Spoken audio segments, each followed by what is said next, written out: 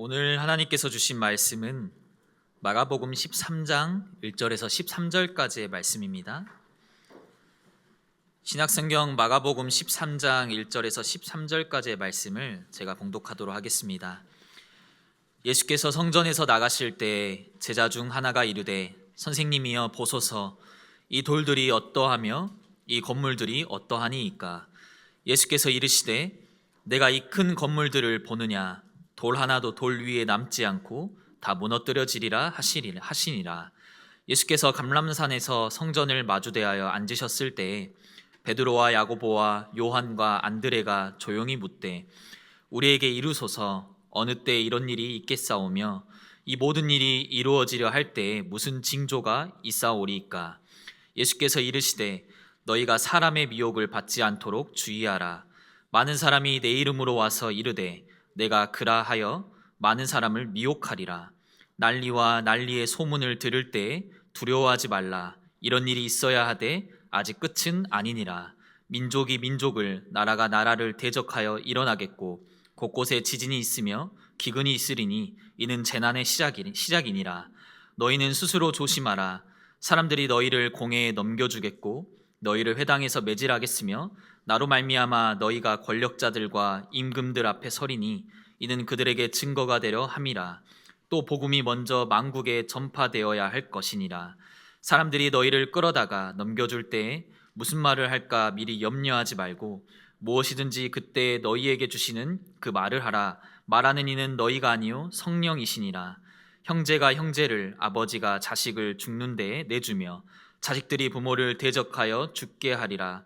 또 너희가 내 이름으로 말미암아 모든 사람에게 미움을 받을 것이나 끝까지 견디는 자는 구원을 받으리라. 아멘.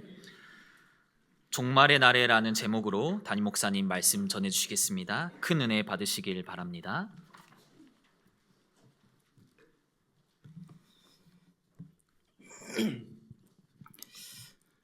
우리 성도님들에게 또 교회 앞에 이렇게 걱정을 많이 끼쳐드려서 죄송을 하고 또 많이 기도해 주셔서 감사를 드립니다.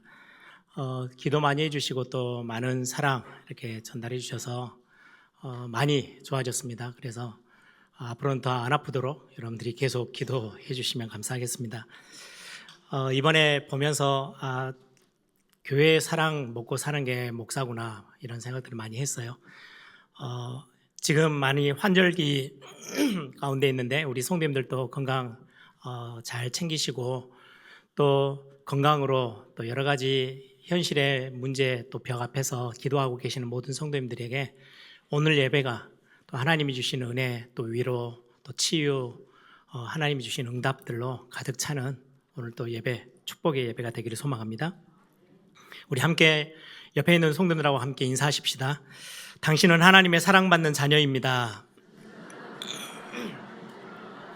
한 번 더 우리 고백하십시다. 하나님의 자녀들에게 신나고 멋지게 삽시다. 네. 오늘 다시 마가복음으로 좀 돌아왔습니다. 마가복음 12월 달에 한 3주 정도 하고요.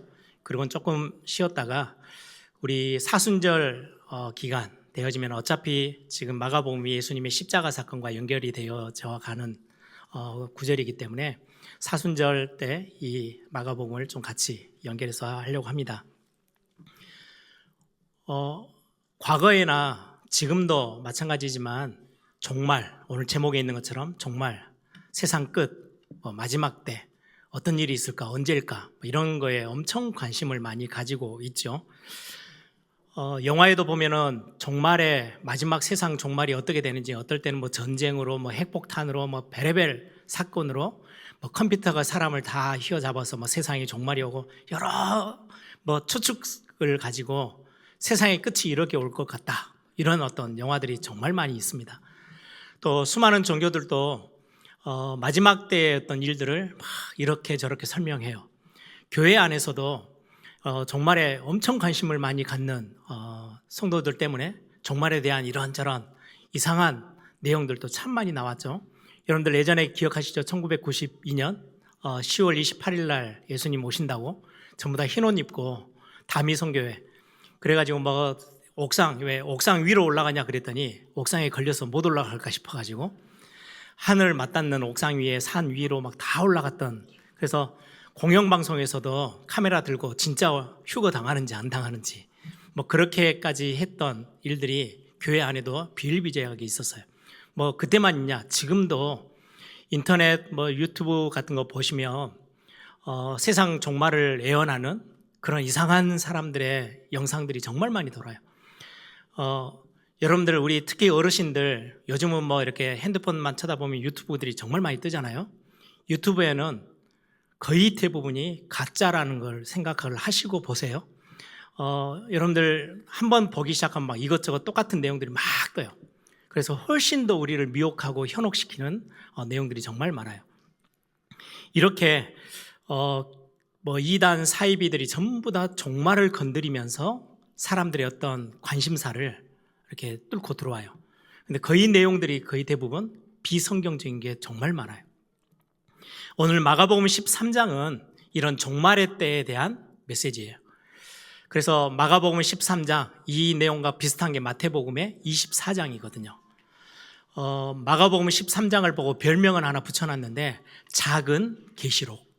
요한계시록이 거의 마지막 때 일어날 일, 종말의 때 일어날 일들을 요한계시록에 기록되어져 있죠. 그것처럼 마가복음 13장은 작은 계시록이다라고 이름을 붙여 있기도 해요. 오늘 본문에도 보면 뭐 지금만 뭐 이상한 종말의 이야기들이 도는 게 아니고요.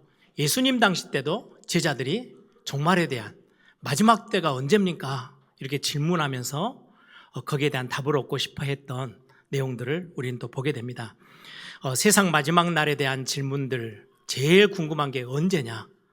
언제쯤 오느냐? 뭐 이런 질문들이 가장 많이 지금까지 주어지고 있어요.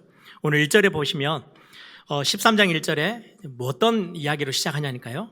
헤롯 성전의 웅장함을 자랑하는 말로 오늘 사도행전 13장이 시작되어져요. 예수께서 성전에서 나가실 때에 제자 중 하나가 이르되 선생님이여 보소서 이 돌들이 어떠하며 이 건물들이 어떠하나이까. 지금 성전을 한번 보세요. 지금 예수님이 예루살렘 성에 입성하신 뒤로 지금 한 주간의 지금 예수님의 생애잖아요.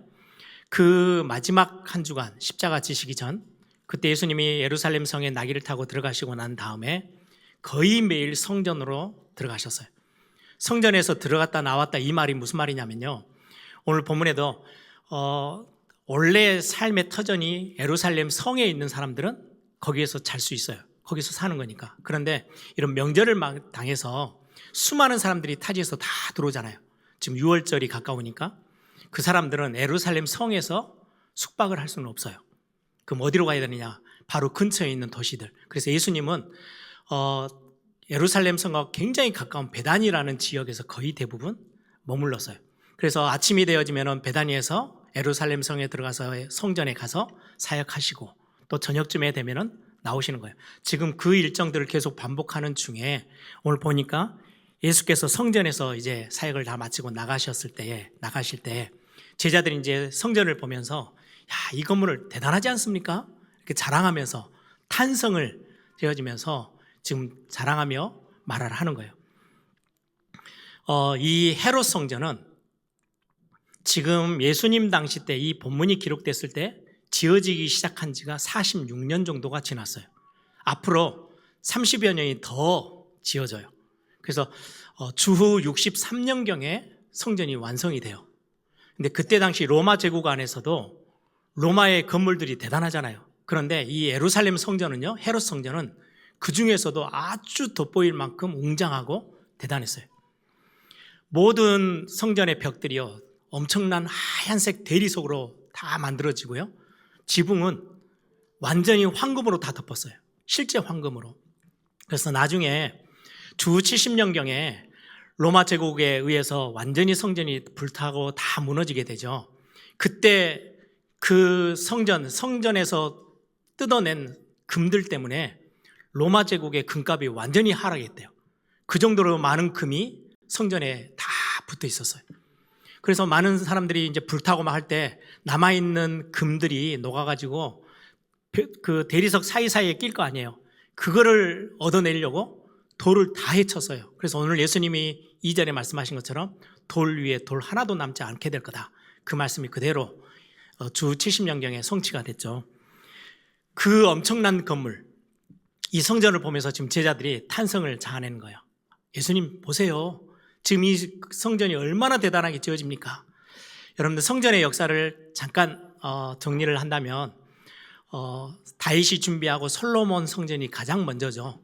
건물로 지어진 거는 솔로몬 성전이 첫 번째예요. 한 7년 정도 시간이 걸려서 지어졌어요. 그때도 대단했어요. 그러고 나서 시간이 지나면서 이스라엘 백성들이 또다시 언약을 놓쳤을 때 바벨론이라는 제국이 쳐들어와서 성전을 완전히 부숴버려요. 그리고는 포로로 70년을 살다가 포로에서 귀환해서 다시금 예루살렘에 와서 수룹바벨이라는 총독 중심으로 성전을 조그맣게 능력되는 만큼 다시금 재건을 해요. 그게 두 번째 성전이에요. 그런데 이제 시간이 지나면서 너무 솔로몬 성전하고 비교될 만큼 약하게 지어졌기 때문에 헐기도 하고 무너진 데도 많고, 그러던 시간에 지금 헤롯이 왕이 됐는데 원래 왕이 될 족속이 아니에요. 근데 왕이 됐어요. 로마에게 막 잘 보여가지고. 근데 민심은 자기에게 향하지 않아요. 어떻게 하면은 이 이스라엘 백성들, 유대인들의 민심을 내가 살 수 있을까? 그래서 정치적인 목적으로 막 허물어져가는 그 수룹바벨 성전을 완전히 새롭게 완전히 뜯어 고쳐요. 그러면서 엄청난 시간, 거의 80년 가까이 걸리는 대공사를 시작해서 짓고 있는 거예요. 지금 예수님이 갔을 때도 벌써 46년 정도 흘러 이 성전이 지금 진행되어지고 있으니까 얼마나 건물이 대단했겠어요. 제가 이 본문을 보면서 제가 신학교 다니면서 단기 선교를 갔을 때 인도를 갔거든요. 인도의 타지마할이라는 건물을 보게 됐어요. 그 타지마할은 그 인도의 장악한 왕이 자기 사랑하는 아내가 죽고 나서 그 아내의 묘지를 만들려고 인도에 없는 대리석들, 저 중동에 있는 대리석을 다 가져다가 그 묘지처럼 그 엄청난 건물을 지었대요. 그때 가이드가 그러더라고요. 건물 안에 들어가더니 이렇게 플래시라이트를 켜서 벽에다 딱 갖다 대요. 진짜 한 30cm 정도가요. 빛이 통과해요. 빛이 저 깊이까지 들어가는 거예요. 달이 밝게 뜨면 건물이 얼마나 화려하겠어요. 빛을 담고 있는 거예요. 건물이, 그 대리석이. 그 정도. 그래서 전 세계적으로 타지마할 그러면 와 대단하다 막 이렇게 할 만큼인데, 그거하고는 비교가 되지 않을 만큼 예루살렘 성전, 지금 헤롯 성전은 엄청났어요. 그러니까 지금 제자들이 1절에 자랑하는 거예요. 예수님 성전을 좀 보세요. 저 돌들, 대리석들이 하얗게 벽을 다 치장하고 있고 지붕은 뭐 황금으로 다 덮여 있고 저 건물이 얼마나 대단한지 한번 봐보세요.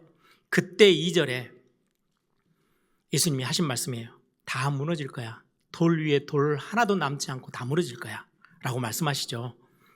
지금 제자들은 외적인 어떤 건물의 모습을 보고 탄성을 자아내는데, 예수님은 그 안에 숨겨져 있는 내부의 모습, 이스라엘 백성들의 신앙의 모습, 믿음의 모습들, 영적인 모습들을 보면서 탄식하시는 구절이 1절, 2절이 대조되어져요. 성전이 파괴되고 될 거야. 이 성전 너희들은 대단하다고 생각하는데 결국 이게 그냥 껍데기에 불과하고 다 무너져. 결국은 엄청난 마지막 때가 되어지면은 이 성전 파괴에 대한 일들을 예수님이 지금 말씀하고 계세요. 저는 오늘 본문을 이렇게 준비하고 정리하면서 오늘날의 교회가 좀 떠올랐어요. 외적인 모습의 제자들처럼 환호성을 질러요. 와, 저 교회 엄청나대. 건물 봐봐. 성도들 숫자 봐. 몇만 명이 모이는 교회야. 몇천 명이 모이는 교회야. 제가 부산에 친구 이제 목회하는 친구들이 있어서 가끔 부산을 가는데요.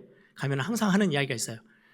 그 몇천 명 모여지는 10,000명 가까이 되어지는 교회 목사님들만의 모임이 있대요.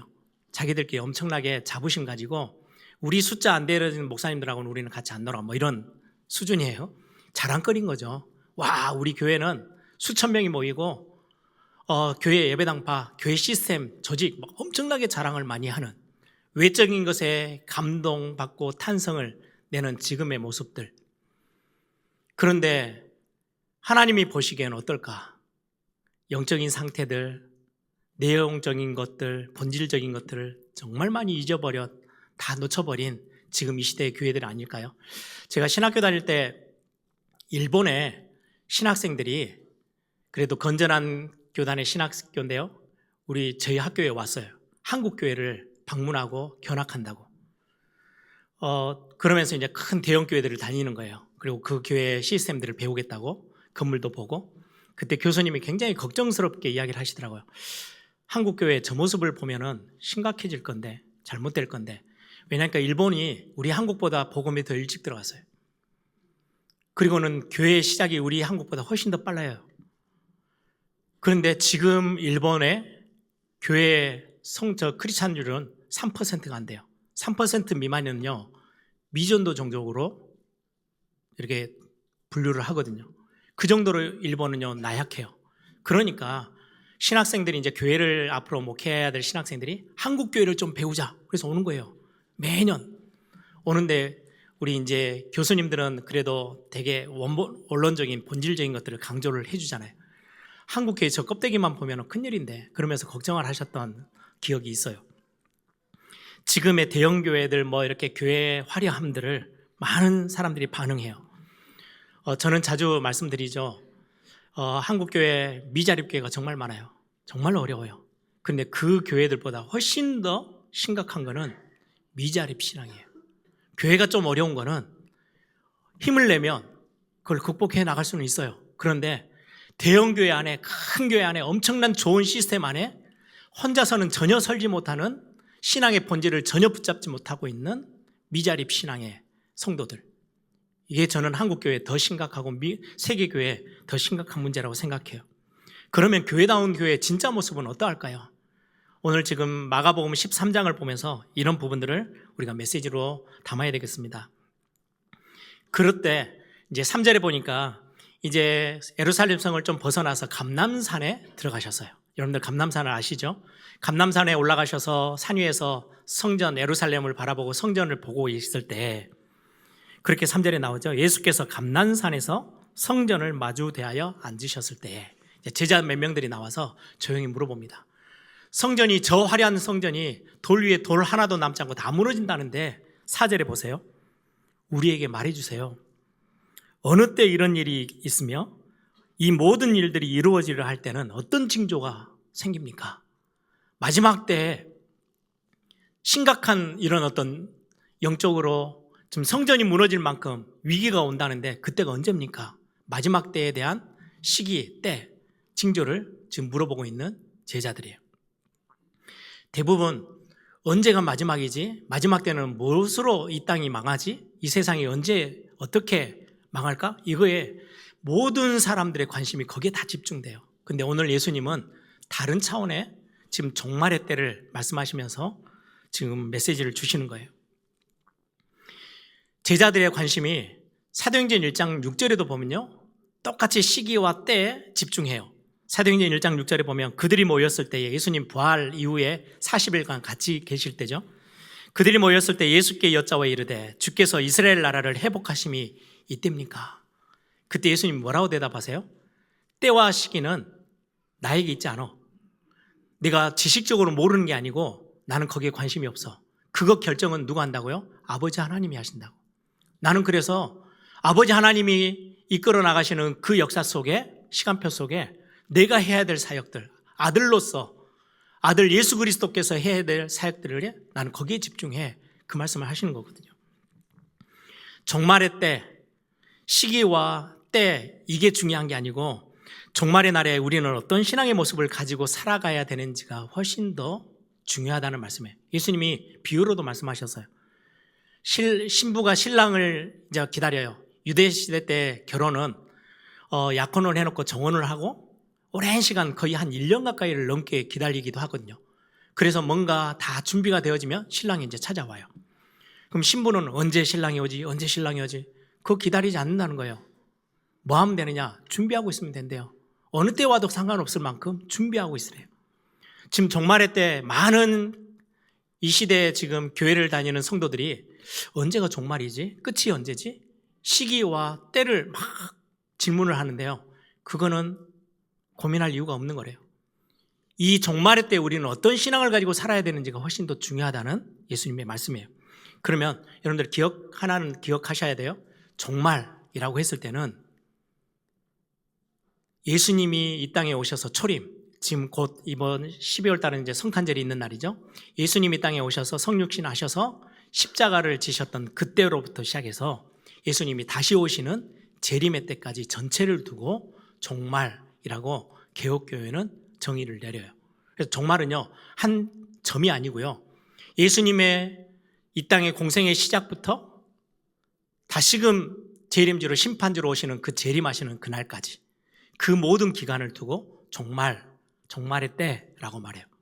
그동안에 우리는 어떤 신앙의 모습을 갖추고 살아가야 되는지, 우리 에일의 성도님들은 어떤 믿음의 비밀들을 놓치지 않아야 되는지를 오늘 우리가 말씀을 통해서 확인해야 되겠습니다. 우리는 종말을 살아가는 하나님의 자녀들이거든요. 한 3가지로 정리를 해보려고 하는데요. 첫 번째입니다. 오늘 1절, 2절에 나온 것처럼 많은 사람들은 헤롯 성전의 그 외적인 건물의 대단함, 웅장함을 막 쳐다보고 있는데 예수님은 그게 아니었어요. 예수님은 그 이스라엘 백성들, 하나님의 백성들이 영적으로 다 무너지고 있는, 결국 외적인 모습까지, 성전까지 다 무너져 버릴 그 모습을 두고 탄식하고 계시는 예수님이세요. 그럼 성전이, 여기에서 말하는 성전이 뭐냐? 신학적으로는 더 이상 건물의 성전이 필요 없다는 거예요. 그건 성전이 아니라는 거예요. 예수님이 성경에 밝히고 있죠. 예수님의 몸 자체가 성전이래요. 그 예수 그리스도를 믿는 여러분들이 성전이래요. 성전의 개념을 완전히 바꾸셔서요. 근데 오늘은 그쪽 신학적인 부분들을 논하려고 하는 게 아니고, 성전이 무너져 버렸다, 허물어졌다, 성전이 파괴됐다, 뭘 의미할까요? 신앙의 본질, 성전의 본질이 있어요. 그 본질이 다 깨어져 버린 거예요. 종말의 때 우리가 메시지를 붙잡고 회복해내야 될 답이 여기에 있어요. 예수님이 예루살렘 성에 입성하신 뒤로 계속 성전을 오고 가고 하시면서 성전에서든지 길에서든지 이야기하셨던 내용들을 우리 다 배웠죠. 같이 말씀 나눴죠.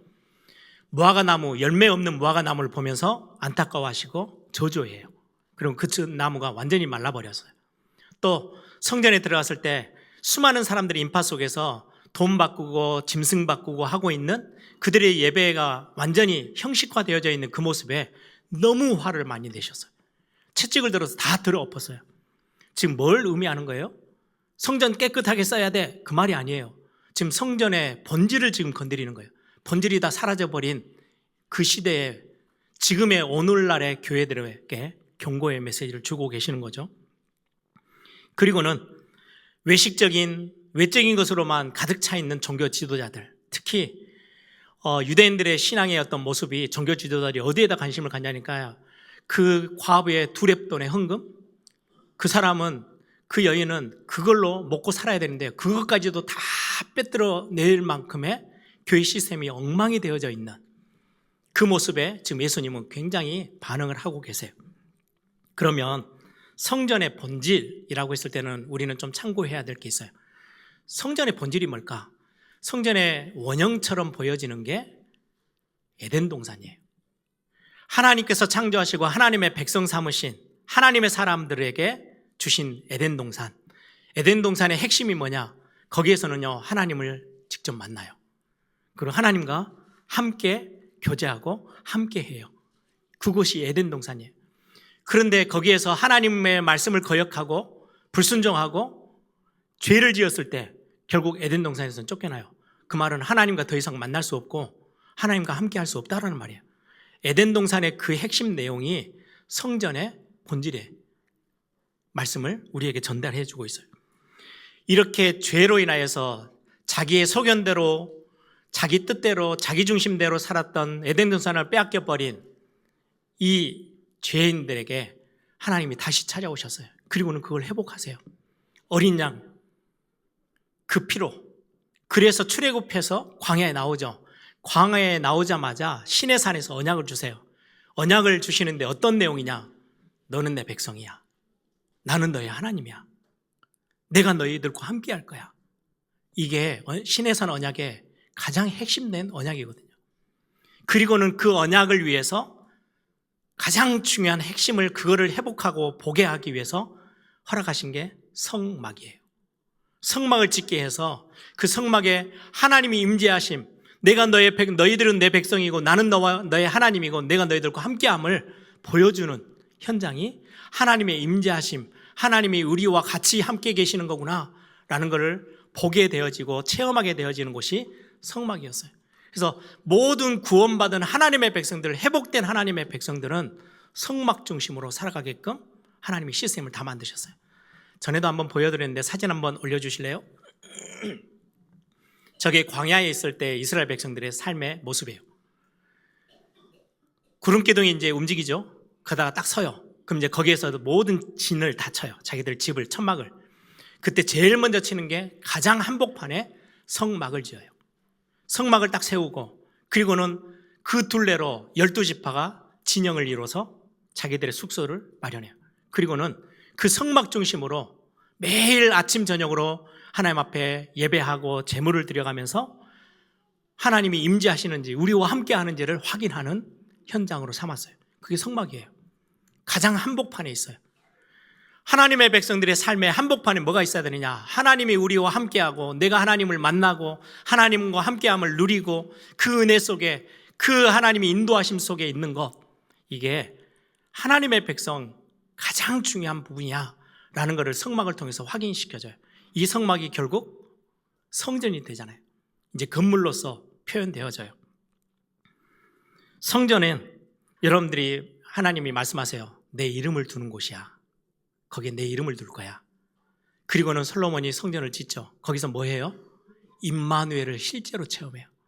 하나님이 우리와 함께 하심을 거기서 맛봐요. 그게 예배였어요. 예배를 통해서 하나님이 우리와 함께 있구나. 나는 하나님의 자녀구나. 하나님이 나의 아버지 되시는구나. 하나님이 나를 인도하시고 나를 책임지고 계시는구나. 내 가정과 우리의 산업과 내 모든 현장에 우리 교회 안에서 하나님이 주인 되시는 거구나. 그걸 확인하는 게 예배고 그게 성전의 핵심이었어요. 지금 이게 우리의 예배로 표현되어져요. 그게 성전의 본질이에요. 하나님을 만나고 이곳에서 하나님과 함께함을 누리고 체험하고 그 비밀 가지고 그 에너지 힘 가지고 현장으로 또 가는 거예요. 그게 신앙의 가장 본질인데 이게 다 파괴돼 버렸어요. 종말의 때 이게 다 파괴될 거래요. 그래서 믿음의 사람들은 이 비밀을 알고 놓치지 말고 붙잡으라는 거예요. 신앙의 본질을 놓치지 말라는 거죠. 자기의 소견이 옳은 대로 행했던 하나님의 말씀과 상관없이 살았던 그 시대에 닮아가지 말고, 그러면 성전이 무너지는 그 일들이 똑같이 종말의 때 또 일어나. 지금의 수많은 오늘날의 교회들, 한국교회, 세계교회가요, 이 신앙의 본질을, 성전의 본질을 다 놓치고 있어요. 너무 많은 예배가 있지만 형식화되어져 있고 껍데기만 움직이는 예배가 많다는 거죠. 구원받은 하나님의 백성, 구원받았는데 이제 하나님의 자녀가 됐는데 예배하러 와서 예배가 이제 둔해져요. 감각이 없어져요. 형식화되어 버린 예배들. 하나님의 백성이라고 자부해요. 이스라엘 백성들 얼마나 선민 사상이 뛰어났어요. 우리는 하나님의 백성이야. 선택된 하나님의 백성이야. 이방인들을 쳐다보지도 않을 만큼 자부심이 있었는데, 그런데 삶에서는요 전혀 하나님의 백성답지 못하게 살았던 모습들. 결국 성전은 파괴됐어요. 본질을 다 깨져 버렸어요. 저는 이 말씀을 보면서 우리에게 조금 이렇게 적용을 해봐요. 제 자신에게도 우리 교회와 한국교회를 두고, 코로나 팬데믹 때 본당이 텅 비어서 예배하고 저 혼자 서서 설교할 때가 있었어요. 그것도 꽤 오랜 시간 동안.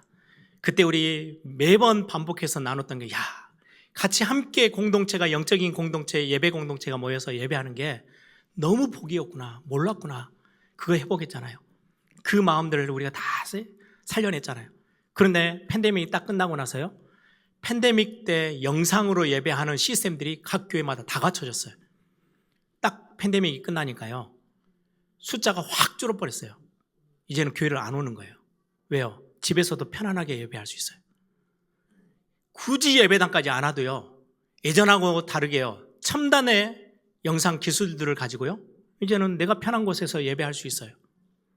예배가 둔감해져요. 이게 우리에게는 엄청난, 어떻게 보면은 공격이라고 저는 생각해요.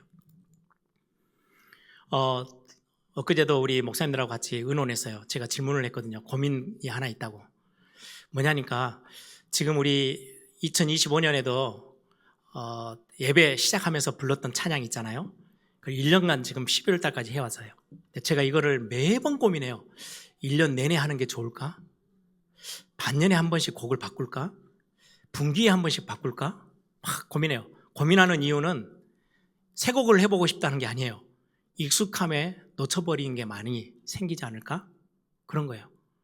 매주 부르다 보니까 처음에는 막 감동됐다가 이제 연말쯤 되어지면 사그러들어요. 그냥 부르는 거예요. 이제는 다 애워졌어요. 그것처럼 마찬가지인 게요. 사도신경, 우리의 신앙의 고백이에요. 개혁교회들은 신앙 고백을 꼭 해요. 예배, 공예배 때. 그런데 너무 익숙하시잖아요. 어릴 때부터 했던 분들은 다 한 단어 토시도 안 틀리고 다 외워요. 그런데 그 안에 있는 담겨져 있는 엄청난 성삼위 하나님에 대한 신앙 고백, 우린 거기에 집중을 못할 때가 너무 많아요. 예배를 많이 놓쳐요. 그렇죠? 설교도 마찬가지예요. 처음에 왔을 때 막 은혜를 사모했던 그때하고 10년, 20년, 30년 이제 신앙생활이 굉장히 많이 익숙해져 있을 때, 중직자가 되어지고 신앙의 연수가 찼을 때, 특히 저같이 목회자가 되면 가끔 한 번씩 제가요, 아차 싶을 때가 있거든요. 저에게 엄청난 채찍을 가할 때가 언제냐니까요. 주일날 그렇게 애를 써서 설교 준비하고 설교를 했잖아요. 근데 한 3, 4일 지났는데요. 지난주에 내가 메시지 뭐 했지?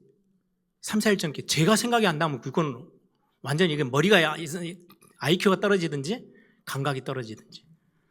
저는 그때 엄청 저는 긴장시켜요. 왜요? 목사면은 여러분들 다 완벽할 것 같죠? 절대 그렇지 않아요. 둔하면 감각이 떨어지면 다 놓치는 거예요. 성전 파괴, 우리에게 주어지는 엄청나게 강력한 메시지예요. 오늘 이 자리에 있는 우리 청년들 또 청소년들에게 진짜 부탁하고 싶어요. 부탁이라기보다는 단어를 제가 좀 부드러운 단어를 썼지 사실은 엄청 이렇게 너희들 저주 받을 거야 막 이러면서 그런 거 힘을 실어가지고 세게 이야기하고 싶은 내용이에요. 여러분들 예배 놓치지 마세요. 우리 예전에 믿음의 선배들은요, 정말 삶이 힘들고 지금보다 현실이 더 팍팍했는데도요, 예배에 생명 걸었었어요. 그게 한국교회를 지켜냈거든요. 근데 지금은 사그러들어요. 아무것도 아닌 것에 예배를 다 놔버려요. 우리 예일교회 청소년들, 청년들은 이런저런 이유에 예배를 포기하지 마세요. 여러분들이 지켜줘야 해요. 안 그러면 나중에 예수님이 말씀하신 대로 성전 파괴, 영적인 본질을 다 놓쳐버린 교회들만 번들하니 서 있을 그런 시대가 오게 될 수 있어요. 여러분들 우리 신앙생활, 말씀의 중심, 또 예배하는 거, 하나님의 자녀로서의 정체성을 붙잡는 거 절대 놓치지 않는 우리 에일의 모든 가족들을 되기를 소망합니다. 두 번째입니다. 오늘 10절에 보시면 오늘 두 번째 어떤 주제인데요. 이유 있는 삶을 종말의 때 사는 거예요. 10절에 마지막 때가 되면 이런 일들이 많이 일어날 건데 언제 끝이 올 거냐?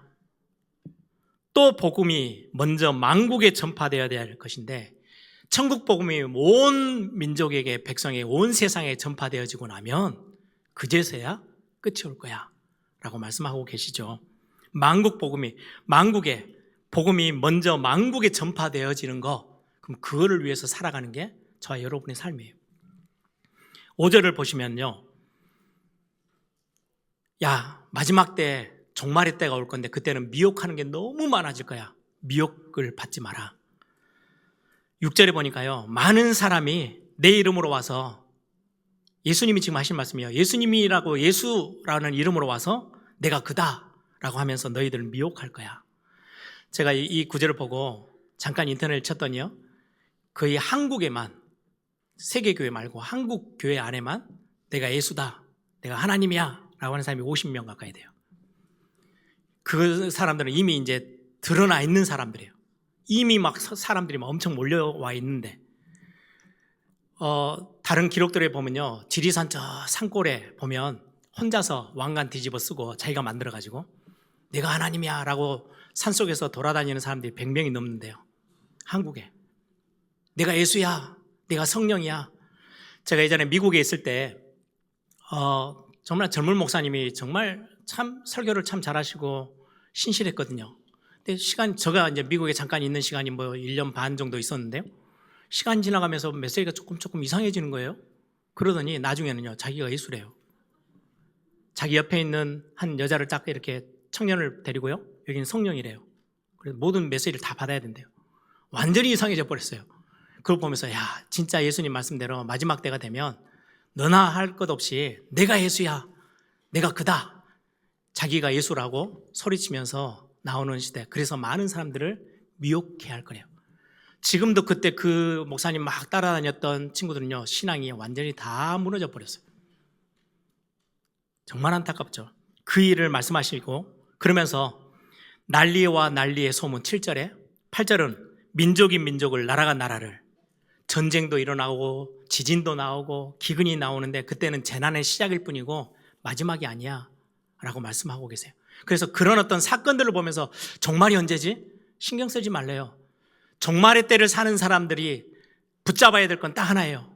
이유, 내가 살아가야 될 이유, 이 땅에 하나님이 나를 건강 주시고 생명 주시고 숨쉬게 하시는 이유, 그걸 보고 사명이라고 해요. 사명 있는, 사명을 가진 삶을 사는 거예요. 우리의 사명은 천국 복음이 온 땅에 전파되게 하는 것, 그게 교회의 사명이고 성도들의 사명이에요. 그래서 우리 예일교회 한 해 2025년 미션 하면 5단어를 항상 떠올리잖아요. 우리 교회의 미션이라고 하면 복음이 나를 살려요. 그리고 이 복음을 누리는 거예요. 하나님과 함께하는 것들을 누리는 거예요. 그래서 증인돼요. 그리고 나면 내 혼자 좋다고 박수치고 흥분하는 게 아니고 이 복음을 증인으로서 전도하고 선교하고 후대에게 언약 전달하고, 그게 교회다운 교회의 본래 모습이라는 거. 그게 우리 교회가 붙잡으려고, 놓치지 않으려고 미션, 사명이라고 가지고 있는 거예요. 우리는 설명자가 아니고요, 그냥 단순히 지식을 가르치는 자가 아니에요. 증인이에요. 사도행전 1장 8절에 마지막 때 예수님이 남겨주신 메시지죠. 오직 성령이 너희에게 임하시면 너희가 권능을 받고 예루살렘, 온 유대, 사마리아 땅끝까지 이르러 내 증인이 되리라. 복음 전파의 사명 가지고 살아가는, 그게 너의 삶의 이유가 되는, 생의 이유가 되어지는 그 삶을 살아가야 돼. 그게 종말의 때 저와 여러분이 놓치지 않고 딱 붙잡아야 될 삶이래요. 어떤 증인입니까? 나는 죄인이에요. 내 힘으로는 절대 구원받을 수 없고 나를 살려낼 수 없어요. 멸망에서 절대로 빠져나올 수가 없어요. 그런데 예수께서 그리스도로 오셔서 나를 위해서 십자가에서 죽으시고, 그리고는 3일 만에 부활하셔서 우리의 참된 구원의 길이 되시고 우리의 구주가 되셨어요. 인류의 구원의 길이 되시고요, 그분은 우리의 새롭고 산 소망이고 길이고 우리의 위로고 우리의 능력이고 힘이에요. 이 사실을 우리가 체험하고 땅끝까지 전달하고 우리 후대에게 전달해 주는 것, 이게 우리의 사명이에요. 그래서 지난 우리 산업인의 밤 때 제가 잠깐 메시지를 하면서 우리의 본업이 뭔지, 우리의 부업이 뭔지 그 구분 잘 해야 된다라고 말씀을 전달했어요. 우리의 본업이 뭐예요? 생명 살리는 거, 복음 전파가 우리의 본업이에요. 우리의 부업은요, 우리가 밥을 먹는 이유, 우리가 공부하는 이유, 산업에서 돈을 버는 이유, 숨을 쉬고 사는 이유, 그건 본업을 위해서 있는 거예요. 느헤미야도 자기가 술 맡은 가는 최고의 높은 자리에 올라갔는데요, 그게 자기 일이 아니었어요. 진짜 사명은 하나님의 나라, 하나님의 백성들을 세워나가는 거, 성벽 쌓는 거, 그걸 깨달았어요. 이 사명은요, 어떨 때는요, 여러분들 의지적인 결단이 필요해요. 다니엘이 뜻을 정하여, 자기는 고위 관직에 있는데 그게 자기의 본업이 아닌 거예요. 그 고위 관직을 활용해서 하나님의 백성을 지켜내고 하나님 나라를, 하나님의 것을 세워내는 것, 이게 다니엘에게 있어서의 본업이었어요. 여러분들 기억하세요. 이 종말의 때에 우리가 믿음의 성전의 본질 놓치지 않고요, 그리고는 우리가 왜 이 땅에 있는지, 삶의 이유, 생의 이유를, 사명을 붙잡고 살아가는 삶이어야 한다고 우리에게 말씀해 주고 있어요. 마지막 세 번째입니다. 13절 보시면 마지막 때 이런저런 일들이 많이 일어날 거야. 또 너희가 내 이름으로 말미암아 모든 사람에게 미움을 받을 것이다. 복음 전하다 보면, 생명운동하다 보면 이런 어떤 많은 핍박도 받게 될 건데 끝까지 견디는 자는 구원을 받으리라. 우리가 이 땅 가운데 있는 동안 우리는 연약해요. 넘어지기도 너무 쉽게 넘어져요. 부족함이 너무 많아요. 너무 쉽게 죄에 또 휩쓸려서 또 속아서 또 넘어지고 우리는 또 나약해서 주저앉을 때가 많아요.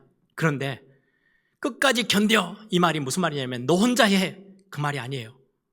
우리를 이 땅 가운데 종말의 때 완성시켜 가시겠대요. 우리를 빚어 가시겠대요. 어떻게 해요? 진품으로, 명품으로 빚어 가시는 시간표에 있대요. 그래서 너가 혼자서 견디는 게 아니고 내가 너와 함께 할 거야. 그래서 마태복음 28장 20절에 뭐라고 약속하셨어요? 예수님이 마지막 승천하시면서 성령을 보내서 내가 세상 끝날까지 너희와 항상 함께 있을 거야. 그게 우리에게 주신 말씀이잖아요. 세상 끝날까지 너희와 항상 함께 있을 거래요. 우리를 빚어가시겠대요. 나는 문제 만나서 지금 다 깨어지고 없어져 버릴 것 같은데요. 무너져서 주저앉아 있는데요. 아니요. 다시금 일으키셔서 세우셔서 예전보다 더 강하게, 예전보다 더 멋지게 정금처럼 우리를 단련시키는 시간표에 있대요. 그래서 포기하지 마. 견뎌야 돼. 다 기다려. 내가 너와 함께 할 거야. 그게 성령의 시대에 가장 강력한 우리에게 은혜가 되어지는 메시지예요. 내 혼자예요? 내가 혼자서 모든 상황을 힘겹게 헤쳐나가야 되는 거예요? 그래서 견뎌서 구원을 붙잡고 가야 돼요?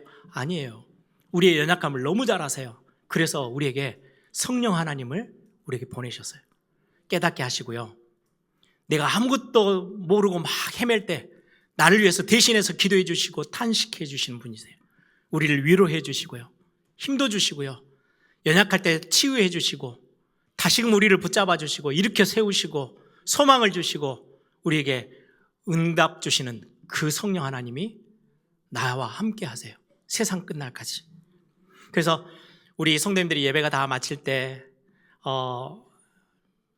목사님들이 축도를 해주시죠. 축복을, 하나님의 복을 전달해요. 뭐라고 전달해요? 저는 꼭 그 단어를 안 빼요. 성령의 내주, 인도, 충만하심. 현장으로 나가면서 성령 하나님이 너와 함께 계실 거야. 그분이 인도하셔.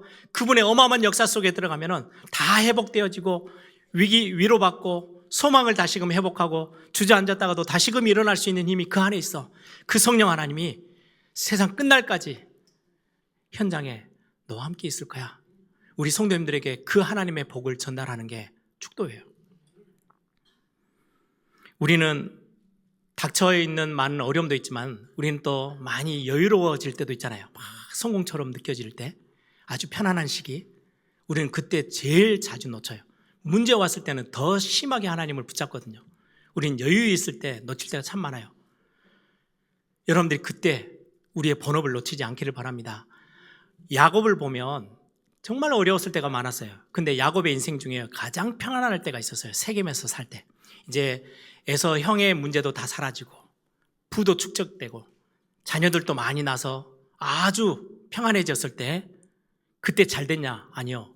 심각한 문제, 신앙의 근본을 놓쳐버리면서 심각한 문제가 집에 생겨요. 디나 사건, 자기 딸 문제가 생겨요. 그것 때문에 죽을 위기에 처하죠. 옆에 있는 족속들이요 쳐들어와서 전쟁을 일으킬 상황이 딱 생겼어요. 그때 야곱이 본질을 회복하기 위해서요 고백했던 고백이 우리 베델로 올라가자. 하나님의 백성들인데 온 가족들에게 먼저 뭐를 명하냐? 너희들 가지고 있는 우상들 다 제하고 베델로 올라가자. 우리가 편안할 때 놓치기 가장 쉬운 거예요. 다윗도 솔로몬도 가장 편안한 왕궁에 들어갔을 때, 광야 때가 아니고요, 왕궁에 들어갔을 때 더 신앙생활 잘할 것 같은데 더 심각하게 놓쳤어요. 그때 하나님이 그들을 이렇게 저렇게 건드려서 문제도 주고 환난도 준 것처럼 보이지만 결국 뭐 하신 거예요? 빚어가시는 거예요. 정금처럼 단련되게끔 예전보다 더 반질반질하고 멋지게 하나님의 작품으로 세워가시는 모습이 나와요. 여러분들, 우리가 종말의 때 우리가 정말 감사하고 우리에게 감격하고 은혜는 뭐냐? 내 힘으로 그 종말의 때를 버텨가는 게 아니고요, 하나님이, 성령 하나님이 우리를 지켜주세요. 그리고 우리를 예전보다 문제를 만났는데 그 문제가 우리를 더 단단하게, 더 정금처럼 순금처럼 우리를 만들어 나가시는 시간표예요. 그래서 여러분들 낙심하지 마시고 무너지지 마시고 흔들리지도 마시고 혹시 넘어졌다 일어서시면 돼요. 그래서 하나님이 주시는 이 마지막 때를 살아가는 저와 여러분이 사명도 놓치지 않고 예배 근본도 놓치지 않고 하나님의 은혜, 그 구원의 은혜 속에 깊이 젖어들어서 구원을 완성해 그 축복을 누려나가는 그 시간표 속에서 우리 성도님들이 서는 축복이 있기를 소망합니다.